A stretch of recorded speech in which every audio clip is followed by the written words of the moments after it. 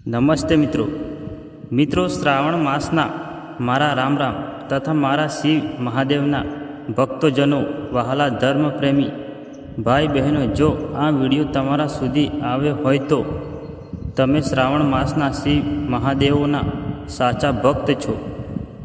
પવિત્ર શ્રાવણ માસમાં જે કોઈ ભક્તિ અને પૂજા તથા ઉપવાસ કરે છે તે આ વિડીયોને ખાસ કરીને રોજ સાંભળજો અને ઘરમાં ભક્તિ કરતી વખતે રોજ સાંભળજો અને ઘરમાં બીજા લોકોને પણ સંભળાવજો, કારણ કે શ્રાવણ માસની ભક્તિ પૂર્ણ થશે.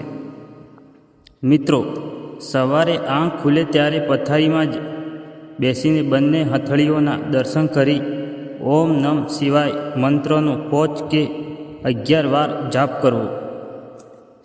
સવારનો પ્રથમ વિચાર મહાદેવનો હોવો જોઈએ. મિત્રો, પથારીમાંથી નીચે પગ મૂકતા પહેલાં ધરતી માતા અને શિવજીનું સ્મરણ કરી આરોગ્ય તથા આયુષ્ય માટે મહામૃત્યુજય મંત્રનું સ્મરણ કરવું. મિત્રો, આવા અમારા વિચારો પસંદ આવે તો લાઈક, સબસ્ક્રાઈબ કરી કોમેન્ટમાં હર હર મહાદેવ લખવું, કારણ કે આપણી મનોકામનાઓ પૂર્ણ થાય. મિત્રો, નિત્ય કર્મથી નિવૃત્ત થઈ સ્વચ્છ વસ્ત્રો પહેરીને ઘરે અથવા નજીકના શિવ મંદિરે જઈને તાંબાના કે પિત્તળના વાસણમાં શુદ્ધ જળ લઈ શિવલિંગ પર ધીમી ધારે અર્પણ કરવું. જળ ચડાવતી વખતે મનમાં ઓમ નમ શિવાયનો સતત જાપ કરવો.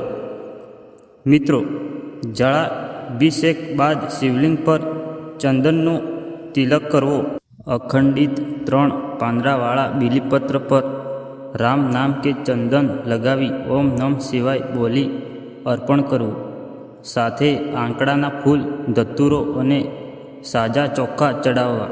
મિત્રો, મહાદેવ સામે ઘીનો દીવો અને અગરબત્તી પ્રગટાવવી. શિવ સંચાલિતનો પાઠ કરવો અને ભાવપૂર્વક આરતી ઉતારવી. મિત્રો, બપોરે ભોજન ગ્રહણ કરતા પહેલાં અન્ન દેવતા અને મહાદેવનો આભાર માનવો. ભોજનમાંથી થોડો ભાગ ગાય કે પશુ પંખી માટે કાઢવો. ભગવાનને ભોગ આપીને પ્રસાદ રૂપે સાત્વિક ભોજન ગ્રહણ કરવું. મિત્રો, તમે જે પણ નોકરી, ધંધો કે ઘરકામ કરતા હોય ત્યારે તેને મહાદેવની સેવા સમજીને નિષ્ઠાપૂર્વક કરો. કામ કરતી વખતે મનમાં જ ઓમ નમ શિવાય મંત્રનો માનસિક જાપ ચાલુ રાખો. મિત્રો, બપોરના સમયે જો કોઈ ભૂખ્યું, તરસ્યું કે ગરીબ વ્યક્તિ બારણે આવે તો તેને અન્ન કે જળ આપવું. શિવજી દરેક જીવનમાં વાસ કરે છે, તેથી કોઈ પણ જીવ પ્રત્યે દયા રાખવી એ પણ શિવ પૂજા જ છે. મિત્રો, સાંજનો સમય, ખાસ કરીને સૂર્યાસ્તનો સમય, જેને પ્રદોષ કાળ કહેવામાં આવે છે, તે શિવજીની આરાધના માટે અત્યંત દિવ્ય અને ફળદાયી માનવામાં આવે છે.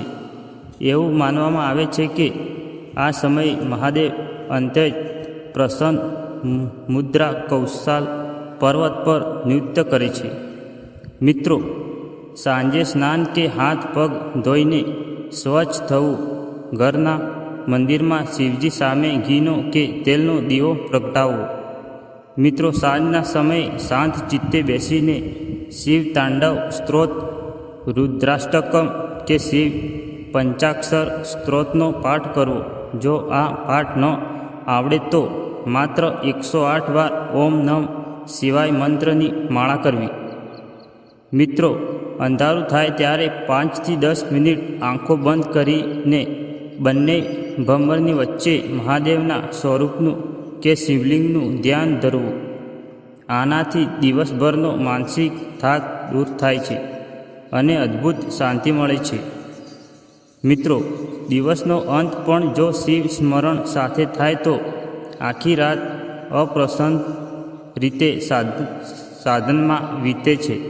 મિત્રો, રાત્રે પલંગ કે પથારી પર બેસીને આખા દિવસ દરમિયાન થયેલા કાર્યોનું ચિંતન કરવું. જો આપણાથી કોઈનું મન દુભાયું હોય કે કોઈ ભૂલ થઈ હોય તો મહાદેવ પાસે ક્ષમા માંગવી. મિત્રો, દિવસભરની તમામ ચિંતાઓ, ક્રોધ, અહંકાર અને મન મુટાવને મહાદેવના ચરણોમાં અર્પણ કરી દેવા. મનને એકદમ હળવું કરી દેવું. મિત્રો, પથારીમાં સૂતી વખતે આંખો બંધ કરીને ઊંડા શ્વાસ લેવા અને શ્વાસની સાથે ઓમ નમ શિવાયનો જાપ કરવો. જ્યાં સુધી નિકટતમ ઊંઘ ન આવી જાય ત્યાં સુધી મનમાં શિવનું સ્મરણ ચાલુ રાખવું. મિત્રો, જો તમે આ દૈનિક દિનચર્ચા સવારથી રાત સુધીની શિવ સાધના તમારા જીવનમાં ઉતારશો તો તમારા ઘરમાંથી નકારાત્મક ઉર્જા, રોગ અને શોક દૂર થશે તથા સુખ, શાંતિ અને મહાદેવની અસીમ કૃપા પ્રાપ્ત થશે. આવો આજે સંકલ્પ કરીએ કે આપણે માત્ર શિવની પૂજા જ નહીં કરીએ પણ શિવ જેવા ઉદાર, શાંત અને સુદ્રઢી બનવાનો પ્રયત્ન કરીશું. આપ સૌ પર ભગવાન ભોળાનાથના આશીર્વાદ સદાય વરસતા રહે. હર હર મહાદેવ કી જય. સોમનાથ કી જય. કાશી વિશ્વનાથ કી જય.